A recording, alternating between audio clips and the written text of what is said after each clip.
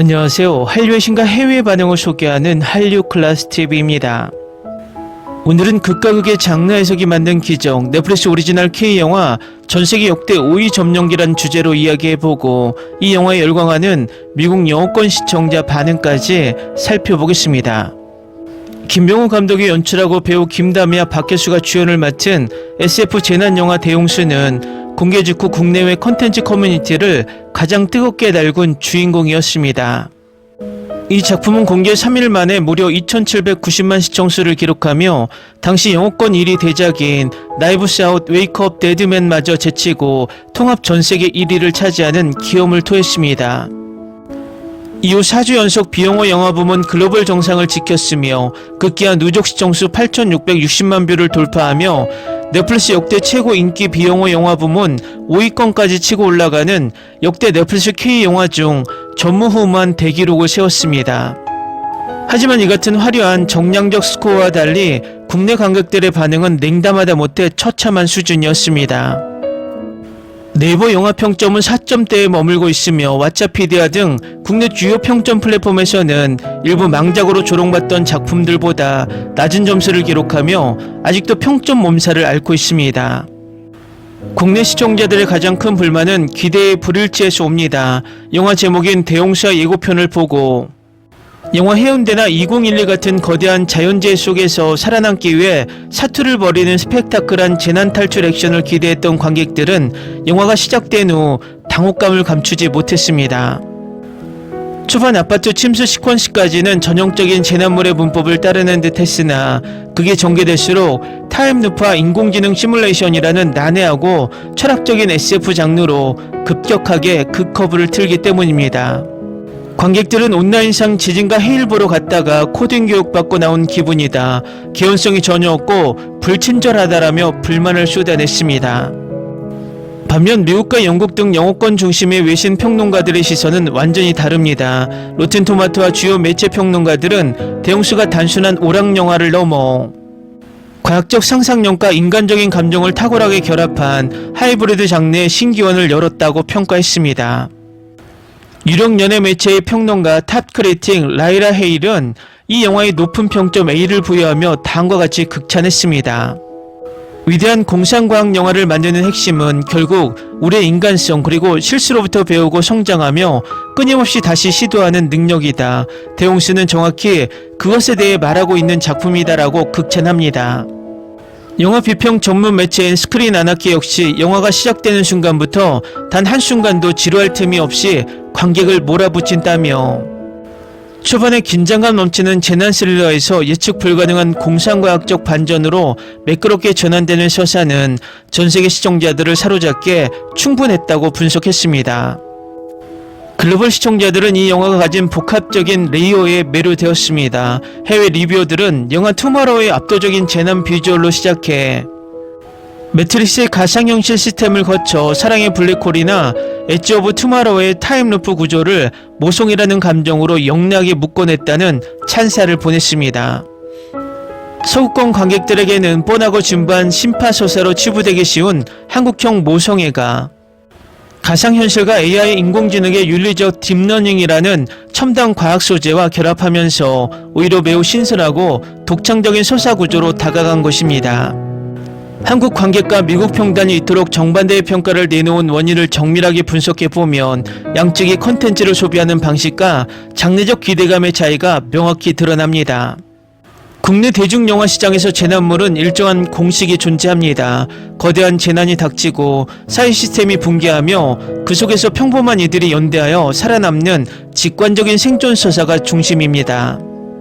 그러나 대용수는 중반 이후 거대한 홍수 자체가 지구 밖 우주선 안에서 인류의 생존을 위해 진행되는 AI 이모션 엔진의 가상 시뮬레이션 테스트였다는 충격적인 반전을 선보입니다. 국내 관객들에게 이 반전은 서사의 몰입을 깨트리는 장르적 배신이었습니다. 반면 북미 평단은 이를 두고 대장의 이미지를 알고리즘적 서사와 융합한 세련된 시도로 해석했습니다. 재난을 단순한 물리적 위협이 아니라 인간이 가진 가장 숭고한 감정인 도덕성, 공감 그리고 무조건적인 사랑을 테스트하기 위한 완벽한 극한 환경의 배경으로 치환했다는 점에서 높은 점수를 준 것입니다. 다음은 대용수에 열광하며 한국 시청자들의 악플에 대해 이해하지 못하겠다는 미국 영어권 시청자 반응입니다. 이 영화는 단순한 물난리 영화가 아니라 인간의 뇌와 AI 코딩을 엮은 마스터피스다. 초반 아파트 침수신의 긴장감도 대단했지만 가상 시뮬레이션 반전이 나올 때 온몸에 소름이 돋았다. 이토록 영리하고 지적인 SF 스릴러에 한국 시청자들이 왜 화를 내고 악플을 다는지 도무지 이해할 수 없다. 한국인들은 그저 2012 같은 뻔한 심파나 물리적인 탈출 액션만 기대했던 모양이다. 영화가 던지는 철학적인 메시지야 복잡한 레이어를 이해하지 못하고 평점 테러를 하다니 안타깝다. 예측 불가능한 플롯의 흐름 덕분에 러닝타임 내내 단 한순간도 지루할 틈이 없었던 최고의 작품이다. 인공지능의 감정 딥러닝 시스템을 엄마의 조건 없는 사랑과 연결한 연출은 정말 천재적이다. 처음에는 단순한 루프물인 줄 알았는데 데이터가 보정되면서 안나의 감정이 진화하는 과정에 눈물이 났다. 이 완벽하고 세련된 하이브리드 장르를 두고 개연성이 없다고 조롱하는 반응들은 믿기지 않는다. 김다미는 물이 차오르는 극한 폐쇄 공간에서 절망과 희망을 오가는 연기를 완벽하게 해냈다. 그녀의 처절한 눈빛과 수중 액션만으로도 이 영화는 5점 만점에 5점을 받기에 충분하다. 이런 압도적인 열연을 보고도 스토리탐만 하며 비난하는 한국 커뮤니티의 반응은 너무 가혹하다. 인셉션과 인터스텔라를 처음 봤을 때 느꼈던 지적 충격과 시각적 경이로움을 이 영화에서 다시 느꼈다. 아파트를 거대한 데이터 구조물처럼 시각한 미장센은 할리우드 대작들과 비교해도 손색이 없다. 해외에서는 다들 신선하다고 난리인데 정작 한국에서 망작 취급을 받는 현실이 너무 이상하다. 시간이 무한히 반복되는 타임루프 설정을 이렇게 숨막히게 연출한 재난 영화는 처음이다. 매 루프마다 미세하게 바뀌는 셔츠의 숫자와 주인공의 선택을 추리하며 보는 재미가 엄청났다. 지루하게 똑같은 장면만 반복된다며 악플을 다는 사람들은 영화의 디테일을 전혀 못 본 것 같다. 글로벌 시청자들은 바보가 아니며 전세계 수천만 명이 이 영화를 선택한 데는 명확한 이유가 있다. 한국의 좁은 평가 기준에 갇히기에는 이 영화가 가진 스케일과 공상과학적 상상력이 너무나 거대하다. 차트를 점령한 기적같은 스코어가 작품의 진짜 가치를 증명하고 있으니 악플러들은 반성해야 한다. 맨날 똑같이 정치인이 무능하고 시민들이 우는 한국식 재난 공식에서 벗어나서 최고였다. 첨단과학과 인간의 도덕성 테스트라는 차원 높은 주제를 다룬 김병우 감독의 용기에 박수를 보낸다. 새로운 시도를 응원하지는 못할 망정 속았다며 분통을 터뜨리는 한국 내 반응은 지나치게 폐쇄적이다. 외신 평론가들이 입을 모아 세련된 하이테크 드라마라고 칭찬하는 데는 다 이유가 있다. 인간이 기계와 다른 점이 무엇인지 대웅스라는 시뮬레이션을 통해 철학적으로 잘 풀어냈다. 수중 촬영 기법과 시각 효과가 너무 사실적이라 영화를 보는 내내 내가 물에 잠기는 기분이었다. 스튜디오에서 연기를 활용해 찍었다는 비하인드를 듣고 제작진의 천재성에 다시 한번 감탄했다. 이 정도의 장인 정신이 들어간 웰메이드 SF 영화에 악플을 다는 건 창작자에 대한 예의가 아니다. 단순히 생존을 위해 무한반복하는 게 아니라 아이를 구하기 위해 도덕성을 보존해 나가는 서사가 눈물겹다. 차가운 디지털 세상 속에서 인간의 무조건적인 사랑이 가진 위대함을 완벽하게 입증한 결말이었다. 스토리의 깊이를 이해하지 못한 채 직관적인 오락성만 바라는 한국 시청자들의 시선이 아쉽다. 한국에서 평점이 엉망이라는 뉴스를 보고 호기심에 틀었다가 완전 인생 영화를 만났다. 할리우드에서도 흔치 않는 독창적인 플롯인데 왜 본국에서 동네북처럼 맡고 있는지 미스터리하다. 편견 없이 영화를 본 글로벌 관객들의 높은 안목이 결국 승리에 역대 5위까지 올라간 것이다. 댓글 반응 잘 보셨나요? 대웅수의 흥행 미스터리는 오늘날 글로벌 OTT 플랫폼 시대에 컨텐츠 소비 지형을 고스란히 보여주는 상징적인 사건입니다. 과거 극장 중심의 영화 시장이었다면 국내의 차가운 초기 입소문과 혹평으로 인해 조개 교차로가 닫히고 흥행에 참패했을 가능성이 매우 높습니다. 하지만 공간에 제약이 없는 넷플릭스의 글로벌 유통망 안에서는 국내의 논란과 호불호 자체가 오히려 전세계 시청자들의 강한 호기심을 자극하는 노이즈 마케팅과 확산 동력으로 작용했습니다. 창작자에게 절대적인 자유를 부여하는 넷플릭스의 제작 시스템 덕분에 김병호 감독은 대중성 타협 없이 과감하게 실험적인 SF 하이브리드 결과물을 세상에 내놓을 수 있었습니다. 비록 완벽한 개연성 확보에는 실패해 국내 관객들에게 뼈아픈 비판을 지속적으로 받고 있지만 전세계 역대 5위라는 역사적 대기록은 한국 영화가 단순한 심파나 조폭, 스릴러 장르를 넘어 첨단 과학과 철학적 서사를 아우르는 고난도 SF 장르에서도 충분히 글로벌 통용성을 가질 수 있음을 입증했습니다. 단순한 오락성 재난 영화를 원했던 이들에게는 실패작일지 몰라도 인간과 인공지능의 경계에서 피어나는 감정의 진화를 목격하고 싶은 글로벌 장르 마니아들에게 대홍수는 오랫동안 회자될 가장 독창적인 지적 충격으로 기억될 것입니다.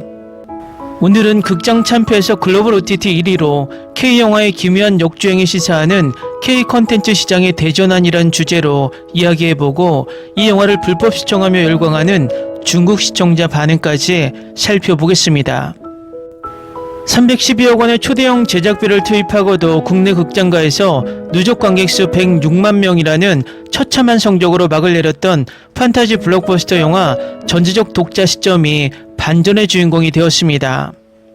작년 12월 넷플릭스를 통해 전세계 스트리밍 서비스를 시작한 지 단 하루 만에 대한민국 탑10 영화 부문 1위에 오른 데 이어 글로벌 차트 상위권을 휩쓸며 이례적인 역주행 신드롬을 일으켰습니다. 극장 스크린에서 차갑게 외면받았던 이 작품이 안방 극장의 스트리밍 화면에서 폭발적인 생명력을 얻게 된 원동력은 무엇일까요? 이 기묘한 흥행 양상을 두고 전세계 주요 외신과 영화평론가들이 내놓은 날카로운 분석과 리뷰를 참고해서 전독시의 실패와 부활이 남긴 K-컨텐츠 시장의 명암을 심층 분석합니다. 영화 전독시는 싱숑 작가의 누적 조회수 25K에 달하는 동명의 메가히트 웹소설을 원작으로 삼아 기획 단계부터 아시아 전역의 스포트라이트를 한몸에 받았습니다. 안효석과 이민호라는 한류 투톱 남배우를 필두로 최수빈, 나나, 신승호 그리고 세계적인 걸그룹 블랙핑크의 지수까지 합류한 초화 캐스팅 라인업은 그 자체로 1000만 관객을 정조준하는 듯 했습니다. 제작 역시 신과 함께 시리즈로 쌍천만 신화를 쓴 리얼라이즈 픽처스가 맡아 한국형 판타지 비주얼의 정점을 보여줄 것으로 기대를 모았습니다. 그러나 작년 7월 23일 베일을 벗은 영화의 성적표는 참담했습니다. 손익분기점인 600만 명의 문턱 근처에도 가지 못한 채 개봉 2주 만에 스크린에서 밀려나며 최종 106만 명이라는 초라한 퇴장을 기록한 것입니다. 국내 박스오피스 참패의 가장 큰 원인은 역설적이게도 가장 든든한 버팀목이 되어야 했을 원작 코어 팬덤의 매서운 혹평이었습니다. 550화가 넘는 방대한 원작의 독창적인 세계관과 촘촘한 성자 시스템, 캐릭터 간의 깊은 정서적 서사를 단 2시간의 러닝타임 안에 압축하는 과정에서 무리한 각색과 생략이 이루어졌기 때문입니다. 웹소설 속 독자들의 심장을 뛰게 했던 멸망 이후의 디스토피아적 서사는 간대었고 스크린에는 오직 시각적 특수효과만 의존한 채 서사의 개연성을 상실한 안고 없는 찐빵 같은 결과물만 남았다는 비판이 지배적이었습니다. 특히 가격 상승으로 관객의 선택 기준이 극도로 까다로워진 상황에서 극장 관객들은 첫 주말 이후 빠르게 돌아섰습니다. 하지만 대만과 홍콩 등 실제 중화권 극장가에서는 박스오피스 1위를 기록하는 등 국내 반응과 상반되었습니다. 홍콩은 작년 개봉일 전체 박스오피스 1위에 등극하며 역대급 흥행작이었던 파묘의 오프닝 기록을 제친 성적으로 2021년 이후 홍콩에서 개봉한 한국 영화 중 가장 높은 개봉 첫 주 흥행 기록을 세웠습니다. 대만에서는 작년 개봉일 전체 박스오피스 1위 등극 후 장기 흥행을 이어가며 전체 박스오피스 2위 유지, 대만 극장가에서 한국 영화 신화를 썼던 신과 함께 제아벌과 파묘의 오프닝 스코어를 모두 돌파했습니다. 결국 국내 극장가는 어두운 터널을 지나 작년 12월 3일 전독시는 넷플릭스 공식 홈페이지를 통해 전세계 유저들과 만났습니다. 그리고 기적이 일어났습니다. 공개와 동시에 국내 1위 왕자를 차지한 것은 물론 대만, 홍콩, 싱가포르를 비롯한 아시아 전역 및 북미, 유럽 등 전 세계 100여 개국 여러 OTT에서 폭발적인 뷰수를 기록하며 차트를 역주행하기 시작한 것입니다. 이 영화가 OTT에 등장한 지 9개월이 지났지만 오늘 날짜 OTT 순위를 살펴보면 일본 훌루에서는 최근까지 탑10에 올랐었고 아시아 OTT 뷰에서는 인도네시아 순위에서도 꾸준히 들고 있습니다. 전문가들은 이러한 반전 흥행의 1등 공신으로 OTT 플랫폼의 낮은 진입 장벽과 글로벌 팬덤의 화력을 꼽습니다. 극장 관객에게 인당 15,000원이 넘는 티켓값은 모험을 꺼리게 만드는 부담 요인이지만 이미 구독료를 지불한 넷플릭스 유저들에게는 믿자와 본전이라는 마음으로 가볍게 클릭해 볼 수 있는 훌륭한 킬링타임 컨텐츠가 되었기 때문입니다. 여기에 주연 배우들의 글로벌 인지도, 특히 블랙핑크 지수와 한류스타 이민호의 두터운 해외 팬덤이 스트리밍 초반 화력을 해외 시장에서 강력하게 견인했습니다. 전독시의 넷플릭스 글로벌 흥행에 따라 해외 주요 매체들의 리뷰와 평론도 쏟아져 나왔습니다. 외신들은 영화의 엔터테인먼트적인 가치와 화려한 비주얼에는 합격점을 주면서도 서사의 깊이와 독창적인 면에서는 날선 비판을 감추지 않았습니다. 영국의 권위 있는 영화 전문 매체 스크린 데일리는 본작에 대해 화려한 스타 캐스팅에 힘입은 구식 크리처물의 변주라고 평했습니다. 영화 전독시의 전례 없는 역주행은 한국 영화 및 글로벌 콘텐츠 산업에 매우 중요한 화두를 던집니다.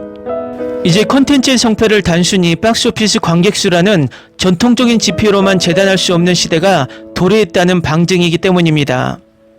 전통적인 한국 극장 관객들은 이야기의 서사적 완결성과 촘촘한 연출력에 높은 가치를 둡니다. 300억이 넘는 대작이라 할지라도 서사가 무너지면 가차없이 외면합니다. 반면 넷플릭스 환경에서의 글로벌 시청자들은 다소 느슨한 서사라도 눈을 사로잡는 비주얼 스펙터클, 매력적인 배우들의 조합, 그리고 직관적인 비디오 게임식 전개 방식을 가볍고 즐겁게 소비하는 경향을 보입니다. 김병우 감독은 과거 인터뷰에서 원작 파괴 논란에 대해 방대한 연재 웹소설이 거대한 산맥이라면 2시간짜리 영화는 선명하게 폭발하는 화산이어야 한다며 극장용 상업영화로서의 압축과 변형이 불가피했음을 토로한 바 있습니다. 결과적으로 극장용 화산 폭발은 실패했을지언정 넷플릭스라는 거대한 글로벌 영토 위에서는 전세계 시청자들의 도파민을 자극하는 데 성공한 셈입니다. 다음은 이 영화를 불법 시청하며 열광하는 중국 반응입니다. 소설을 읽을 때 머릿속으로만 그리던 김독자와 유중혁이 화면 밖으로 걸어 나온 줄 알았다. 특히 두 사람이 지하철에서 대치하는 첫 시퀀스의 팽팽한 긴장감과 연기합은 스크린을 뚫고 나올 정도로 압도적이었다. 검을 휘두르는 모든 액션 장면이 화보 같았고 무뚝뚝하면서도 서늘한 눈빛이 원작 묘사와 일치했다. 한국 극장에서 왜 흥행에 실패했는지 이해가 안 될 정도로 이민호의 비주얼만으로도 가치가 충분하다. 초반에는 무기력한 직장인처럼 보였지만 시나리오가 시작되자마자 눈빛이 변하며 판을 짜는 모습이 짜릿했다. 원작의 독자보다 훨씬 입체적이고 감정선이 풍부해서 극의 몰입도를 끝까지 유지해 주었다. 지하철의 디스토피아적 연출과 한강에 나타난 어룡의 스케일이 눈을 즐겁게 만든다. 비디오 게임 컷신을 보는 듯한 세련된 촬영 기법 덕분에 2시간 동안 지루할 틈이 전혀 없었다. 마치 우리가 지금 중국 인터넷 방송에 큰 손이 되어 도네이션을 보내는 기분이 든다. 오징어 게임이 자본주의적 유의였다면 이 영화는 우주적 규모로 인터넷 방송 문화를 풍자하는 느낌이라 흥미롭다.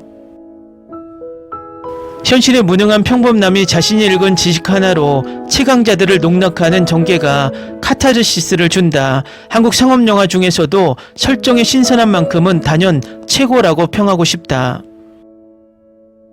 스토리가 군더더기 없이 시나리오 위주로 빠르게 진행되니까 도파민이 멈추지 않는다. 대작 판타지 RPG 게임을 고화질 실사 영화로 감상하는 듯한 대리 만족을 선사한다. 주인공이 정해진 운명의 결말을 거부하고 자신만의 이야기를 새로 써 내려가겠다는 다짐이 뭉클하다. 후반부로 갈수록 단순한 오락영화 이상의 묵직한 메시지가 가슴에 남는다. 액션 연기가 생각보다 훨씬 자연스러웠고 캐릭터 특유의 당찬 매력을 200% 살려냈다. 지수를 보기 위해 재생했다가 영화 자체의 거대한 세계관에 완전히 매료되어 버렸다. 남성 주인공들에게 의존하지 않고 각자의 시나리오에서 주체적으로 살아남기 위해 싸우는 모습이 멋지다. 여성 캐릭터들의 비주얼과 서사 배분이 훌륭해서 영화의 완성도를 높였다고 본다. 지하철 안에서 생존을 위해 이기적으로 변하는 인간 군상의 모습이 소름 끼치도록 사실적이었다. 조연들의 탄탄한 연기력이 받쳐주니 판타지 설정임에도 기괴함과 긴장감이 고스란히 전달된다. 이런 대작이 한국 극장에서 흥행 실패를 했다는 사실이 도무지 믿기지 않는다. 원작 팬들의 기준이 얼마나 높았던 건지, 아니면 한국 관객들이 지나치게 엄격했던 것 같다. 넷플릭스에서 가볍게 보기에는 이보다 완벽한 볼거리야 화제성을 갖춘 팝콘 무비가 없다. 안방에서 맥주를 마시며 편하게 큰 화면으로 보기엔 서사의 압축이 오히려 빠른 전개로 다가와 장점이 된다. 플랫폼의 전환이 컨텐츠의 생명을 바꿀 수 있다는 걸 증명한 기적같은 역주행이다. 웨이버나 샤오홍수의 전독시 관련 타임라인과 클립 영상이 끊임없이 올라오고 있다. 동아시아 문화를 관통하는 웹소설 감성이라 우리 중국 시청자들의 정서에 아주 딱 맞는다. 원작 소설을 안 본 글로벌 관객 입장에서는 이만큼 신선하고 연출이 세련된 판타지 영화가 드물다. 넷플릭스 1위를 계기로 전세계 흥행 대박을 터뜨려 당당하게 복수했으면 좋겠다. 이 방대한 세계관의 서막을 이제 겨우 열었을 뿐인데 여기서 끝나는 건 유죄다. 넷플릭스 흥행 성적으로 자본을 모아서 제발 빠르게 시즌2를 제작해주길 기도한다. 영화에서 생략된 디테일한 설정들을 찾아 읽는 재미가 쏠쏠해서 밤을 새우고 있다. 컨텐츠 하나가 사람을 어떻게 중독시키는지 전독시가 제대로 보여주는 중이다. CGI 몬스터들의 퀄리티도 훌륭하고 한국 특유의 심파를 덜어내어 아주 깔끔했다. 앞으로 K 컨텐츠가 나아갈 장르 영화의 새로운 표준을 제시한 작품이라고 생각한다. 댓글 반영 잘 보셨나요? 전독시의 역주행은 향후 한국 블록버스터 영화들이 계획 단계에서부터 극장 개봉만을 고집할 것이 아니라 OTT 플랫폼과의 동시 공존 및 글로벌 관객의 라이트한 소비 성향을 철저히 계산해야 함을 시사합니다. 극장에서는 쓰디쓴 실패의 잔을 마셨지만 넷플릭스를 통해 화려하게 심폐소생에 성공한 김독자의 멸망한 세계에서 살아남기는 지금 이 순간에도 전세계 안방극장에서 현재 진행형으로 쓰여 내려가고 있습니다. 오늘은 극장 잔혹사도 있고 글로벌로 향하는 600억 대작 호프, 손익분기점 미달의 원인과 부활의 시나리오란 주제로 이야기해보고 이 영화에 열광하는 일본 관람자 반응까지 살펴보겠습니다. 나홍진 감독의 10년 만의 신작이자 한국 영화 사상 최고 제작비가 투입된 SF 스릴러 영화 호프가 국내 극장에서 씁쓸한 퇴장 수순을 밟고 있습니다. 개봉 초반 폭발적인 흥행세를 기록하며 기대를 모았으나 누적 관객 수 452만 명 선에서 발길이 멈추며 최소 650만에서 700만 명으로 추정되는 손익분기점의 문턱을 넘지 못한 채 참패를 기록한 것입니다. 그러나 극장에서의 패배가 이 영화의 완전한 실패를 의미하지는 않습니다. 호프는 개봉 전 이미 전세계 500여 개국 선판매라는 한국 영화 역대 최고 기록을 세우며 순 제작비의 절반에 가까운 200억 원 이상의 매출을 미리 확보했기 때문입니다. 9월 북미 개봉을 기점으로 본격적인 글로벌 영토 확장에 나서는 호프가 과연 안방극장과 해외 시장에서 전지적 독자 시점과 같은 반전의 역주행 신드롬을 쓸 수 있을지 흥행 저조의 원인과 향후 전망을 심층 분석해봅니다. 영화진흥위원회 통합 전산망에 따르면 지난 7월 15일 개봉한 영화 호프는 개봉 5일 만에 200만 명, 11일 만에 300만 명을 돌파하며 박스오피스 정상을 독주했습니다. 8월 2일 자정을 기점으로 누적 관객수 400만 명 고지를 밟으며 올여름 한국 극장가의 최대 기대작다운 위용을 과시했습니다. 그러나 기세는 거기까지였습니다. 개봉 5주차에 접어들며 주말 관객수가 3만 명대까지 급감했고 최종 누적 관객수는 452만 명에 머물렀습니다. 순 제작비 500억 원, 마케팅 비용을 포함한 총 제작비 600억에서 700억 원이 투입된 초대형 프로젝트의 성적으로는 명백한 적자 비상등이 켜진 셈입니다. 곡성 이후 10년 만에 메가폰을 잡은 나홍진 감독의 명성과 황정민, 조인성, 정호연을 비롯해 마이클 패스벤더 등 할리우드 톱스타까지 가시하는 라인업에 비하면 씁쓸한 성적표가 아닐 수 없습니다. 천만 관객을 정조준했던 호프가 극장에서 흥행뒷심을 잃고 주저앉은 데에는 복합적인 악재가 작용했습니다. 추격자 황의 곡성을 통해 자신만의 그로테그스한 강렬한 세계관을 구축해온 나홍진 감독은 이번 신작에서도 관객의 취향을 격렬하게 파고들었습니다. 비무장지대 호프항에 나타난 외계인의 습격이라는 독창적인 SF 설정은 신선했으나 156분에 달하는 긴 러닝타임 동안 서사의 개연성보다는 기괴한 비주얼과 모호한 맥락을 이어가며 일반 관객들의 외면을 받았습니다. 특히 후반부 외계인 서사를 급격히 풀며 속편을 암시하는 불친절한 결말은 대중적인 오락영화를 기대했던 극장 관객들에게 분통을 터뜨리게 만들었습니다. 평론가들의 찬사와 홉친자로 불리는 코어 팬덤의 N차 관람 열풍에도 불구하고 대중적인 흥행 확산에는 실패한 결정적 이유입니다. 대진운도 최악이었습니다. 개봉 2주차 넘어서며 마블의 메가히트작 스파이더맨 브랜드 뉴 데이가 극장가를 점령했고, 이어 크리스토퍼 놀란 감독의 글로벌 기대작 오디세이가 대규모 상영관을 독식하며 호프의 설 자리를 급격히 축소시켰습니다. 흥행몰이가 한창이어야 할 개봉 3주차 시점에 타이틀롤을 맡은 배우 황정민이 예상치 못한 사생활 논란에 휩싸였습니다. 비록 소속사 측이 의혹을 전면 부인하고 무대 인사 등 공식 일정을 강행했으나 도덕적 잣대에 민감한 국내 관람객의 관람 심리에 찬물을 끼얹으며 치명적인 흥행 감점 요인으로 작용했습니다. 개봉 초반 관객 350만 돌파 시점에 한 투자사가 배급사와 조율 없이 해외 선판매 성과로 손익분기점을 하향 돌파해 수익 구간에 진입했다는 성급한 보도자를 냈다가 1시간 만에 정정하는 해프닝이 벌어졌습니다. 이 과정에서 실제 극장 스코어 기준의 불투명한 정보 공개가 도마 위에 올랐고 관객들로 하여금 흥행 피로감을 느끼게 만들었습니다. 비록 국내 박스오피스 성적은 처참하지만 호프의 비즈니스 모델은 이미 세계 시장을 무대로 정교하게 짜여 있었습니다. 호프는 지난 5월 열린 제79회 칸 영화제 경쟁 부문에 초청되어 전세계 바이어들에게 베일을 벗었습니다.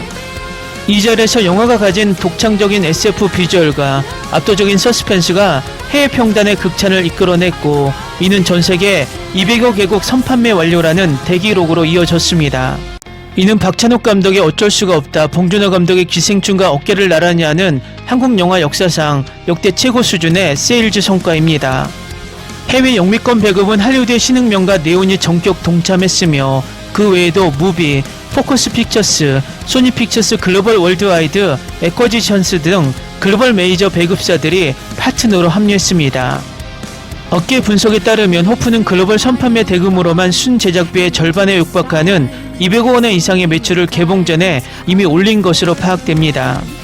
국내 극장 스코어가 손익분기점에 미달했음에도 제작사와 투자사가 입은 실제 타격이 예상보다 크지 않은 결정적인 방패가 된 셈입니다. 국내 상영이 마무리 단계에 접어든 호프는 오는 9월 9일 북미 개봉을 시작으로 캐나다, 영국, 프랑스, 대만, 홍콩 등 전세계 극장가에서 본격적인 심판대에 오릅니다. 특히 주목할 점은 나홍진 감독이 칸 영화제 프리미어 상영 이후 피드백을 수용하여 일부 크리처 등장 장면의 CGI와 사운드, 편집을 더욱 정교하고 속도감 있게 다듬은 해외 극장용 재편집본을 완성했다는 사실입니다. 현재 LA와 뉴욕 프리미어를 통해 공개된 글로벌 재편집본에 대해 현지 평단가 제임스 건 등 할리우드 거장들의 극찬이 잇따르고 있어 국내와는 전혀 다른 흥행 양상을 보일 가능성이 매우 높습니다. 한국 특유의 심파를 배제하고 글로벌 스탠다드에 맞춘 SF 호러 스릴러라는 점도 해외 관객들에게 진입 장벽을 낮춰주는 요소입니다. 국내 극장에서 호프를 보지 않는 수많은 잠재 관객들은 이제 온라인 동영상 서비스 플랫폼을 주목하고 있습니다. 개봉 초기 나홍진 감독은 아직은 OTT 상영 계획이 없다며 극장 사수에 배수진을 쳤으나 극장 성적이 한풀 꺾인 현재 시점에서는 VOD 서비스를 건너뛰고 넷플릭스 등 글로벌 OTT 플랫폼으로 직행하는 논의가 수면 위로 부상하고 있습니다.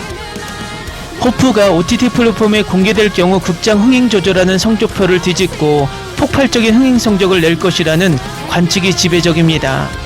소셜미디어를 통해 대체 결말이 어떻길래 그러냐, 조인성의 정체가 진짜 무엇이냐는 식의 수많은 떡밥과 스포일러 논란이 이미 양산되었습니다. 극장 티켓값을 지불하기엔 망설여졌던 대중들이 이미 구독 중인 OTT 플랫폼을 통해 가벼운 마음으로 확인차 클릭할 확률이 매우 높습니다. 호프는 한 번 보면 이해하기 힘든 복잡한 세계관과 은유를 품고 있습니다. 극장과 달리 언제든 뒤로 돌려보거나 멈춰서 단서를 확인할 수 있는 OTT 환경은 호프의 세계관을 집요하게 파고드는 일종 홉친자 신드롬을 글로벌 규모로 확장시키기에 가장 완벽한 토양입니다. 유튜브 등에서 20분 내로 편집된 호프 결말 해석 및 논란 요약 영상들이 엄청난 조회수를 기록하고 있습니다. 이러한 소셜미디어의 화제성은 OTT 플랫폼 공개 시 전세계 유저들을 스트리밍 화면 앞으로 끌어당기는 가장 강력한 마케팅 촉매제가 될 것입니다. 다음은 한국의 원정까지 와서 영화 호프를 보고 관람평을 남긴 일본 관람자 반응입니다. 초반에는 호러 영화인 줄 알았는데 막상 까보니 완전 SF였음. 한국에서 할리우드 스타일의 SF를 시도했다는 것 자체가 엄청난 도전이고 그 도전 정신만큼은 정말 리스펙트함. 한국 특유의 로컬 분위기에 할리우드 감성이 묘하게 섞여 있음. 할리우드랑 직접 비교하기 좀 미안하지만 솔직히 CG 퀄리티는 약간 B급 상어 영화 느낌이 남. 게다가 전개도 어디선가 본 듯한 뻔한 스토리로 흘러감. 아니 이 좁아터진 한국 시골 구석에 외계인이 아니 얼마 전까지만 해도 좀비 때문에 국가 전체가 뒤집어지더니 이번엔 갑자기 마을 주민들끼리만 해결한다고. 게다가 주인공 성기는 보기보다 맷집이 무슨 터미네이터급으로 존나 쌤. 진격의 거인인가 싶다가도 또 아바타인가 싶다가도 대사에서 시발이 쉴 새 없이 터져나오고 아저씨들 활약하는 거 보면 뼛속까지 한국 영화임. 이걸 칸 영화제에서 출품작으로 상영했다고 싶을 정도로 여러모로 말도 안 되고 황당한데 그 점이 오히려 골 때리게 재미있음. 한마디로 존나 웃기네 하면서 가볍게 즐기기 좋은 영화. 영상 자체의 몰입감은 확실히 좋아서 이왕 볼 거면 극장에서 보는 걸 추천함. 4DX 같은 특별관에서 보면 스릴 넘치고 훨씬 재밌을 듯. 한국의 어느 항구 마을 안에서 기이한 사건들이 터지면서 처음엔 호랑이 소행인 줄 알았는데 그 순간 정체불명의 무언가가 마을을 습격한다. 이윽고 완전히 고립된 마을의 경찰과 주민들은 상상을 초월하는 미지의 존재들과 마주하게 되는데, 나홍진 감독의 최신작이자 한국 영화 역사상 최대 규모의 프로젝트로 제작된 이번 작품, 그 타이틀에 걸맞게 지금까지 한국 영화에서는 단 한 번도 본 적이 없는 볼거리들이 말 그대로 쏟아진다. 미지의 존재 즉 외계인과의 사투는 그야말로 상상을 초월하는 박진감과 압도적인 긴장감 때문에 숨이 막힐 정도로 대박이었다.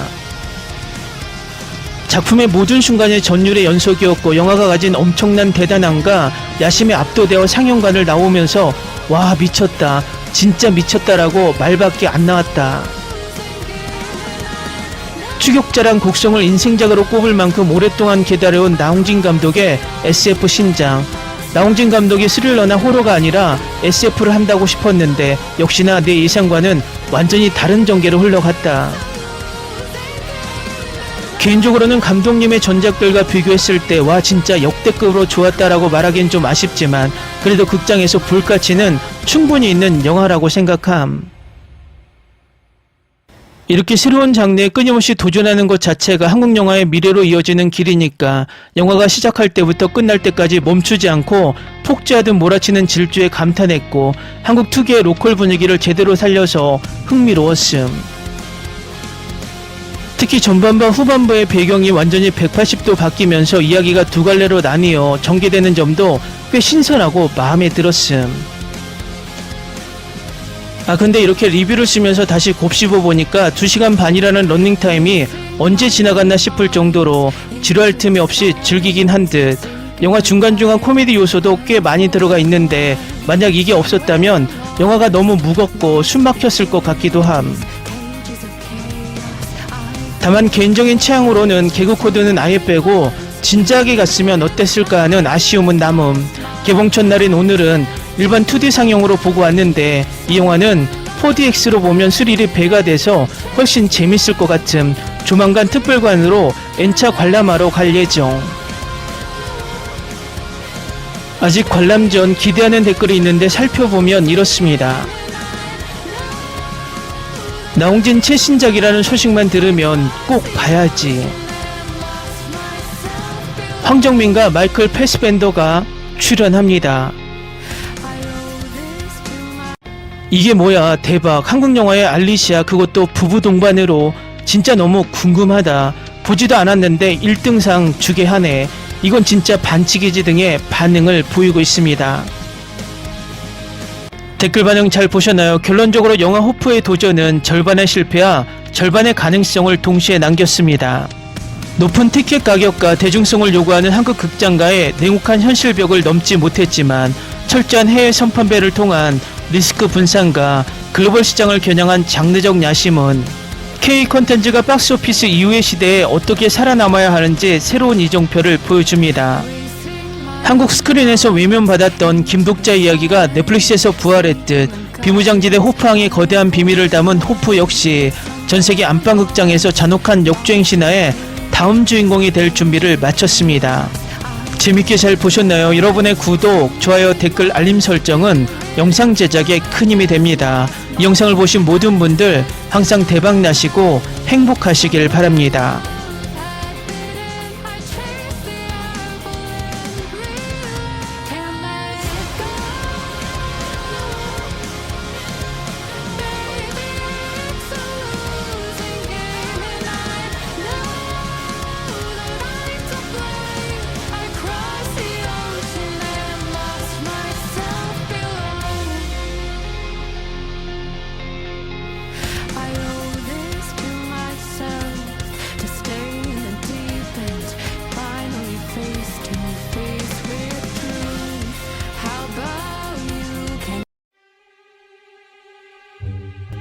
Ni se te ocurra. Olvida el ganso y los tomates. No hables de las ballenas. No es un acuario. No actúes como tonta. Que eras una genio. ¿Sí? No vayas a presumir, a la gente no le gusta eso. Y no digas cosas sin sentido. Y bueno, ¿terminamos? Hasta pronto. Abogada, tengo mucha curiosidad por conocerla.